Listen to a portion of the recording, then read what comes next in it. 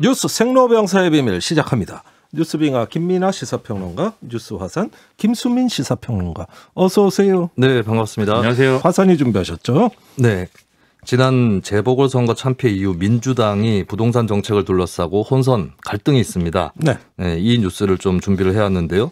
이 뉴스의 비밀은 친문도 비문도 없고 민주당에 이제 친구와 비구가 있다입니다. 친구까지는 알겠는데 네. 비구는 또 이 구는 숫자 9입니다. 아, 그래요? 네. 아, 그러니까 친자가 붙은 9명하고 비자가 붙은 9명이 있다. 이런 뜻같이 들려요? 아닙니다. 아니요? 들어보시면 M입니다. 그래요? 알았어요. 좋습니다. 자, 민주당 종부세 완화 카드 지금 꺼내들고 있죠. 그러나 당내에서 이견이 많습니다. 김부겸 총리 후보자 시장에 잘못된 신호를 줄 수 있다고 했습니다. 들어보고 가시죠. 국민 세액 부담을 덜기 위해 종부세법 개정안과 재산세법 개정안을 대표 발의합니다. 공시지가 9억 원에서 12억 원으로 상향하여 세제라든가 이런 부분들을 우리가 그렇게 설정할 이유가 있잖아요. 그 원칙을 지금 쉽게 흔들어버리면 부동산 시장 전체에 잘못된 메시지를 줄 수 있다. 그렇기 때문에 신중해야 된다. 예, 김병욱 의원 목소리, 공시지가를 9억에서 12억 원으로 상향해서 종부세, 재산세법 개정안을 적용하겠다. 여기에 대해 김부겸 국무총리 후보자가 신중을 당부하는 두 목소리 들으셨어요? 네, 김병욱 의원 같은 경우는 1주택자는 투기 목적이 아니고 거주 목적이지 않느냐. 또 12년 전에 만든 종부세 부과 기준 조정해야 된다. 이런 이유로 개정을 추진을 했고 이광재 의원도 가세를 하는 그런 모습이었습니다. 근데 김부겸 총리 후보자가 여기에 대해서 시장에 잘못된 신호를 줄 수 있다고 얘기했고 그리고 일부 언론에서 2주택자 보호 라든지 종부세 완화 이런 거에 동의했다고 이재명 지사가 얘기를 했다는 식으로 보도가 나갔는데 네. 이 지사가 이거 아니다 잘못된 보도라고 부인을 하면서 네. 이 흐름에 좀 제동을 걸었고요. 예. 진성준 의원이 이렇게 얘기했습니다. 극소수의 여유가 있는 분들에게만 부과되는 것이 종부세인데 그것 때문에 선거 졌다는 거는 동의하지 않는다. 네. 이렇게 얘기를 했고 소병훈 의원 같은 경우는 더 세게 얘기를 했습니다. 더 이상 부동산과 관련해 쓸데없는 이야기는 입을 닥치시기를 바란다. 대한민국은 5,200만의 나라다. 52만의 나라가 아니다. 라고 강경하게 나왔습니다. 예. 여기서 52만 원 종부세 부과 대상자를 대략 비슷한 수이죠. 이제 5,200만에서 100을 나눠본. 그러니까 이게 1%만의 주제 아니냐. 이 얘기를 소병훈 의원이 강하게 한 거죠. 아, 그래요? 아니, 여러 말들이 참 아주 세게 부딪히는데 이게 점점 더 혼란스러워져요. 국민들 중에 종합부동산세 과세. 그렇게 대상자가 많지가 않다. 그래, 이러면서 이게 뭐 그렇게 중요한 문제냐 이런 얘기들이 있어요. 어느 정도 경험입니까? 네, 이게 종부세 첫 도입 때는 3만 6천여 명 정도였거든요. 2005년에. 근데 지난해 보니까 66만 7천 명이니까 많이 늘어난 거기는 하죠. 늘어났네요. 예, 그 중에서 이제 1주택자가 어느 정도냐 좀 살펴보니까 지난해 11월 말 종부세 고지자 중에 1주택자가 29만 1천 명 정도 됩니다. 이게 뭐 아주 객관적으로 큰 수라고 볼 수는 없을 텐데 근데 이제 2019년 종부세를 낸 사람에 비해서는 51.4%가 증가했다. 사실 집값이 뛰고 이러면서 종부세 내는 사람도 좀 늘어나고 또 종부세 세수가 되게 많이 거치는 이런 현상이 있는 건 사실입니다. 근데 이제 이 1주택자이면서 종부세를 내는 이 사람들이 어떤 사람들일까? 여기에 힌트가 있지 않을까 싶은데. 어떤 사람들? 예를 들어서 지금 이제 여당 일각에서 12억까지도 올리자 얘기를 하고 있잖아요. 그럼 9억에서 12억 사이의 주택을 갖고 있는 사람이라고 했을 때 아무래도 수도권이 많고 고학력, 중산층 그리고 노령자의 경우는 공제제도가 있어서 부담을 좀 덜 받는 측면이 있습니다. 그러면 중장년층이라는 얘기인데 결국에 이 사람들이 사실은 이번 재보선 전까지는 민주당 지지층이 아니었는가라고 추정을 충분히 해볼 수 있는 거겠죠. 심지어 이제 진성준 의원 같은 경우는 김병욱 의원이 종부세 완화 법안 내는 거는 지역구가 분당이라서 그래요 라고 얘기를 한 건데 근데 한편으로 다르게 생각을 해보면 이제 종부세 완화 시에 좀 우려되는 상황이라고 했을 때는 해당 가구의 집값들 그러니까 종부세에서 빠진 그 집값들이 올라버리는 이런 것이 또 우려되는 거 아니겠습니까? 이렇게 되면 또 그것을 바라보고 있었던 그 집을 바라보고 있었던 사람들도 반발할 텐데 거기도 민주당 지지층이 상당히 많다고 하는 것이죠. 참 그렇다면 저는 저래도 문제가 9억짜리 주택을 두고 민주당 대의원들이 이쪽 저쪽에 흩어져 있다. 이렇게도 표현해 볼 수 있는 거 아닌가. 민주당 지지층이 하나의 어떤 이해관계를 갖고 있는 것이 아니다. 그리고 의원들도 그 이해관계를 따라서 분화하고 있는 게 아닌가. 그런 의미에서 제가 아까 친구, 비구 이 얘기를 했던 것입니다. 그런데 이게 좀 세부적으로 짚어볼 때는 가령 지금 종부세를 내는 사람의 비율은 이제 많이 늘었는데 예. 그 사람들 중에 예를 들면 이 가계에 부담이 될 정도의 지금 세금을 내는 비율은 어느 정도인가를 따져보면 그것은 이렇게 또 크지 않을 거예요. 예. 예를 들면은 1주택자의 경우에는 이제 감면되는 것들이 쭉 있고 그리고 예. 전년도에 비해서 올해에 이제 이 세수가 이 세금 내야 될 세금이 늘어나는 게 또 제한되어 있기도 하거든요. 몇 퍼센트 이상 안 된다. 그런 장치들이 있기 때문에 1주택자의 종부세 부담은 새롭게 납부 대상이 됐더라도 그리고 지금 납부 대상이더라도 크게 안 늘어났을 거라고 추정이 가능한데 다만 어쨌든 세금은 내가 안 내던 세금을 내는 것 자체가 이제 좀 부담스럽다는 생각을 할 가능성들이 있고 네. 그리고 앞으로 계속 어쨌든 오를 것이다라고 생각을 하면 나는 그냥 집 한 채 갖고 있는데 세금이 계속 오를 거야 앞으로 이렇게 생각하면 그것도 이제 화가 나는 일 아니겠습니까? 네. 그리고 종부세만 갖고 얘기를 했지만 사실은 재산세가 또 있어요. 네. 그러니까 재산세도 앞으로 계속 오를 거라고 하면 여론이 이제 안 좋아질 수가 있는 것이기 때문에 그래서 이제 이런 카드를 막 이제 빼들고 있는 거죠. 아, 그래요. 그런데 상당히 혼란스럽습니다. 또 양도세 얘기까지 나왔다면서요? 네, 양도세 때문에 매물이 감소하고 집값이 상승한다. 이런 문제의식이 여당 일각에 있기 때문에 양도세는 좀 완화해야 되지 않느냐. 이 얘기가 나오고 있고 또 국민 여론 중에서도 보유세는 좀 강화하더라도 양도세는 완화하자. 이런 여론이 또 상당히 많기도 하죠. 네. 근데 여당 의원들의 또 다른 일부에서는 이 양도세가 그래도 투기 수요를 억제하는 성격이 있고 또 불로소득 환수라고 하는 이거는 종부세하고 같은 건데 그런 목적이 있는 게 중요한 게 아니냐. 이렇게 또 나오고 있어서 이 양도세 완화 얘기도 뭐 쉽사리 추진된다고 좀 보장할 수는 없을 것 같습니다. 그러니까 양도세를 이제 이 중과를 없애자는 주장은 앞서 말씀하셨지만 매물이 잠긴다는 게 근거예요. 그래서 사람들이 집을 팔아야 되는데 양도세가 네. 부담이 돼갖고 못 판다. 그래서 시장에 매물이 안 나와가지고 그래서 집값이 오른다. 이제 이 논리를 가지고 이제 양도세 중과를 이제 이걸 없애자고 얘기를 하는 건데 네. 사실 이것은 재정 당국에서 사실 부담입니다.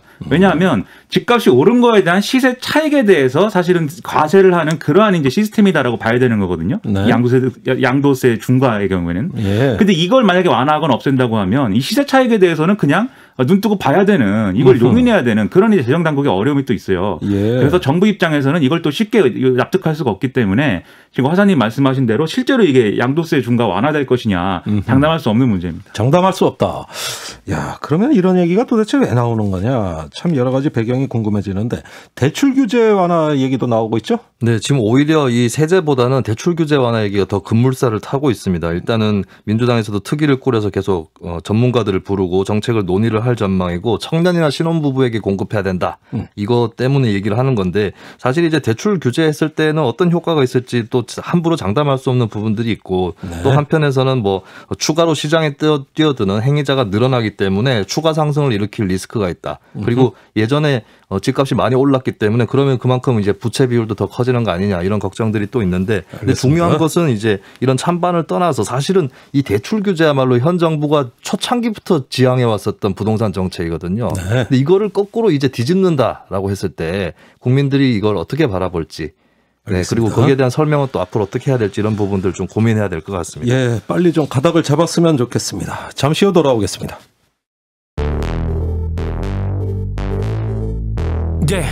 왜 뉴스는 태어나기만 하면 병이 들고 망가지는지 그 뉴스를 병들게 만들고 있는 건 도대체 누군지 병들지 않는 뉴스를 원하고 있지 그게 누구든지 그래서 우리는 김종대 목소리를 듣지 뉴스의 새로운 현상 뉴스의 생로병사 뉴스의 새로운 현상 뉴스의 생로병사 뉴스 생로병사의 비밀. 다음은 검찰 쪽 소식입니다. 화산이 준비하셨죠? 네, 김학의 전 법무부 차관 출국 금지 수사 외압 의혹을 받고 있는 이성윤 서울중앙지검장에 대해서 검찰 수사 심의위가 소집이 되게 됐습니다. 네. 이 뉴스의 비밀은 나의 목소리가 들려. 예. 제 목소리가 아직도 들릴 겁니다. 예, 한동안 못 들었습니다. 오랜만에 나오셨습니다. 예. 누군지 다 아시죠? 제가 말씀 안 드릴게요. 자, 이성윤 서울중앙지검장이 요구한 검찰 수사 심의위원회 소집이 일단 무난하게 수용이 됐네요. 네, 이것은 처음에 이 지검장이 요구를 한 것이긴 한데 사실 뭐 작년에 이동재 기자 관련한 사건 또 한동훈 검사장 관련 사건에서 수사 자문단, 수사 심의위 이런 일원들 들어보셨을 겁니다. 네. 이번에 이성윤 지검장이 자신에 대한 기소 여부를 두고 소집 요구를 했고요.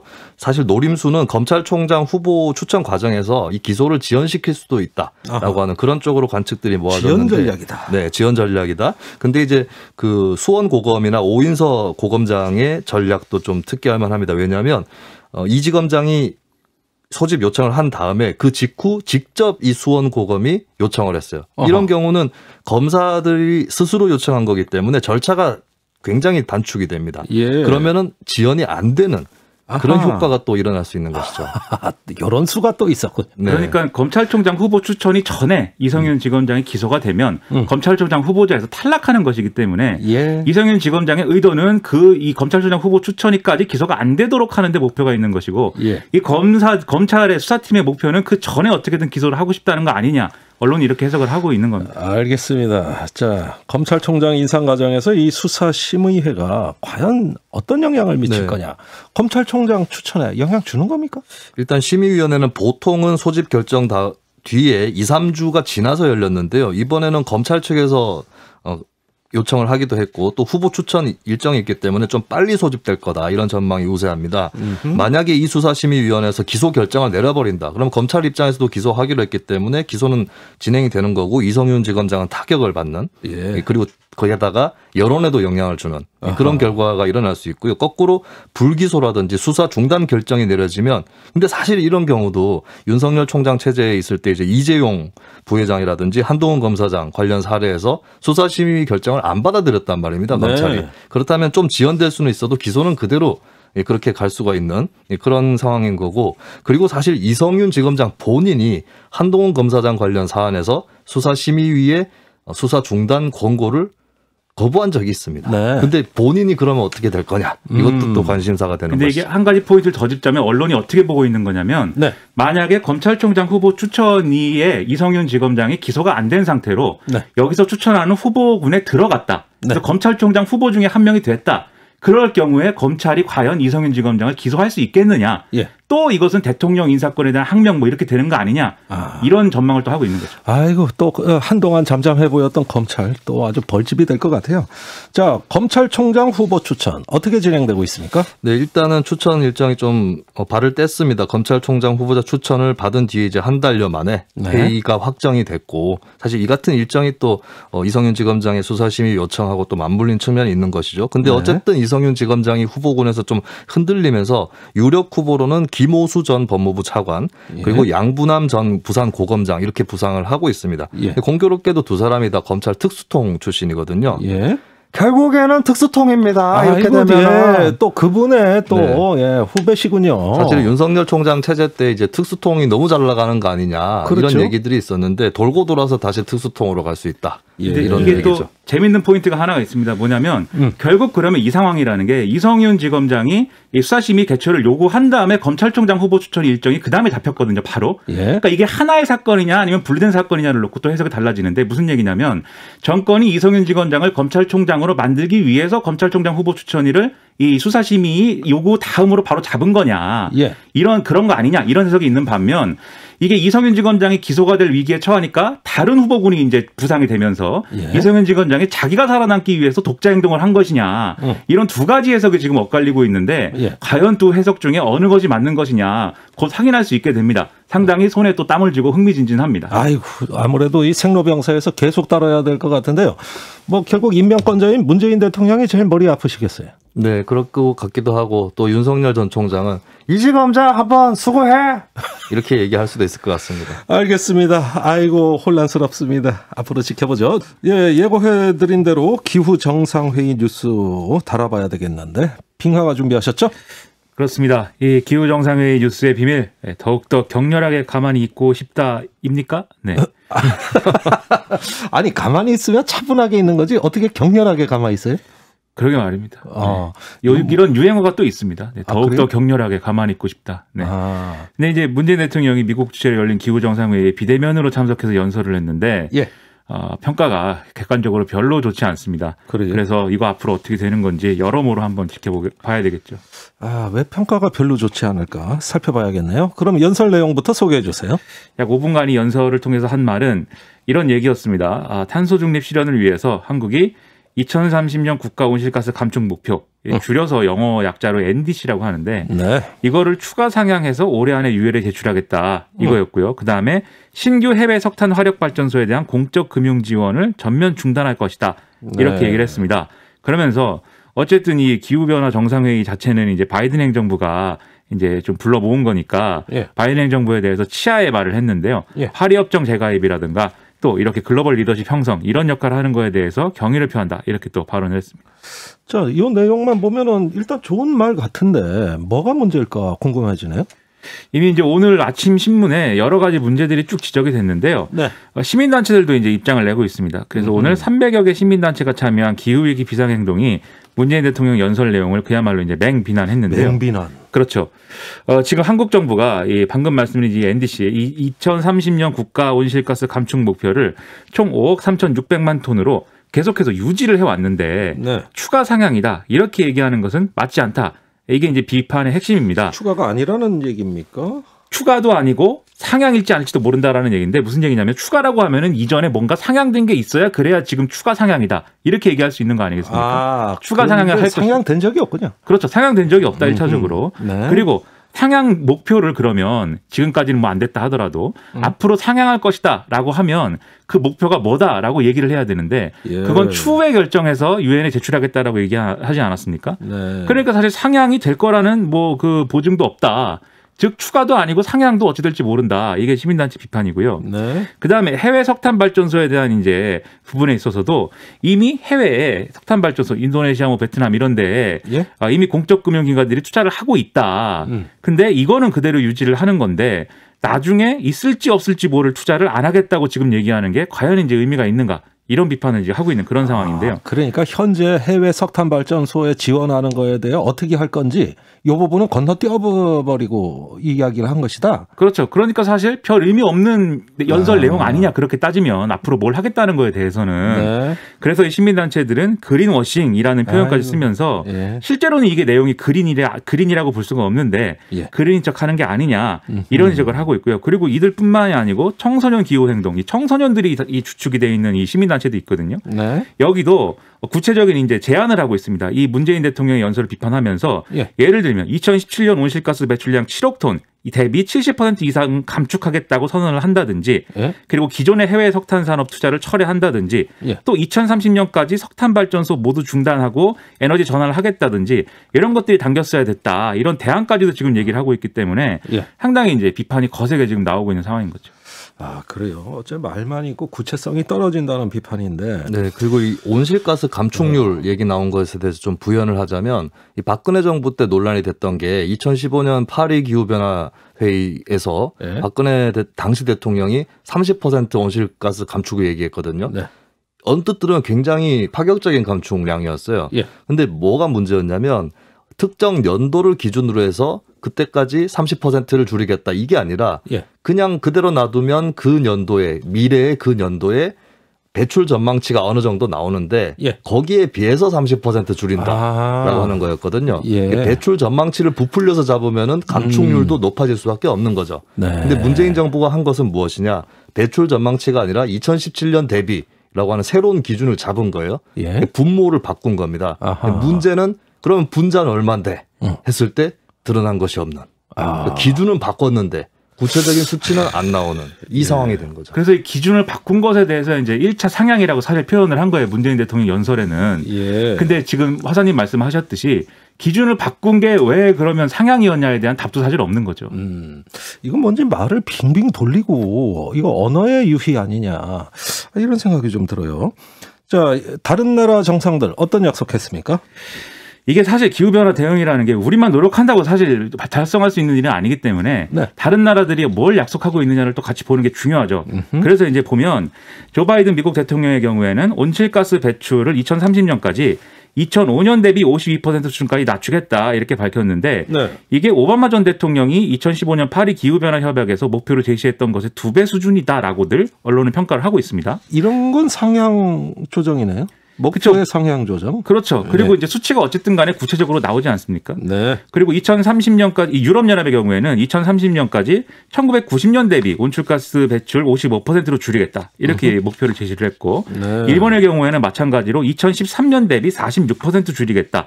이렇게 기존의 목표를 상향한 그런 이제 구체적인 수치를 내놨습니다. 네. 반면 온실가스 배출국 1위인 중국, 3위인 인도, 4위 러시아들은 언론적으로 기후변화에 대해서 공동 협력하겠다 이렇게 언급하기는 했지만 새로운 목표를 제시는 안 했고요. 그래. 가령 중국의 경우에는 이렇게 주장을 하고 있습니다. 2030년까지 탄소 배출량 정점을 찍겠다. 그리고 2060년까지 탄소 중립을 실현하겠다.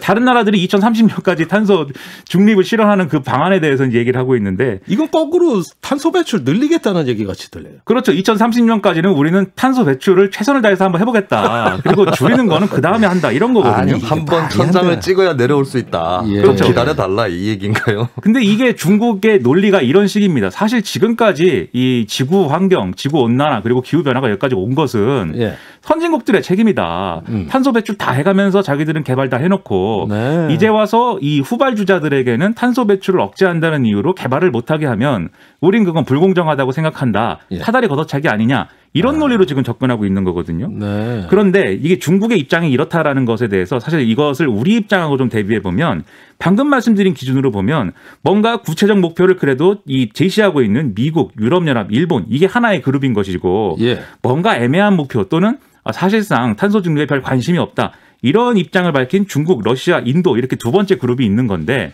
우리는 둘 중에 어디에 가까운 거냐 이거 한번 짚어봐야 되는 거죠. 아니 어떻게 또 다른 문제에 부딪히는 그 구도가 기후변화에서도 똑같이 나타나고 있어요. 요즘 미중 대결 뭐 또 편가르기 하더만 여기서도 또 그런 일이 일어나는 것 같아요. 자, 좋습니다. 어쨌든 다 노력은 하겠다고 그러고 목표도 이렇게 뻥뻥 터트리는 선진국도 많은데 지킬 수 있을까요, 이거? 사실 이렇게 목표를 이제 공개했다고 해서 지키리라는 법은 없죠. 이 기후변화 정상회의에서 모여서 이제 약속은 했지만 이게 뭐 사실 강제성이 있는 것도 아니고 지금까지 약속해온 것들도 사실 뭐 정권이 바뀐다거나 아니면 뭐 열심히 노력했지만 뭐 목표에 미달했다거나 제대로 못 지켜온 것도 사실이거든요.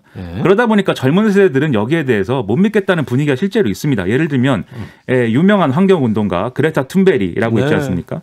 미 하원 감독이 환경소위의 화상으로 연결이 돼갖고 이제 입장 표명을 뭔가 했는데 미국 정부의 화석연료에 대한 산업보조금 중단 이런 것들을 요구를 하면서도 이렇게 얘기를 했습니다. 여러분이 실제 그렇게 하리라고 한순간도 믿지 않는다.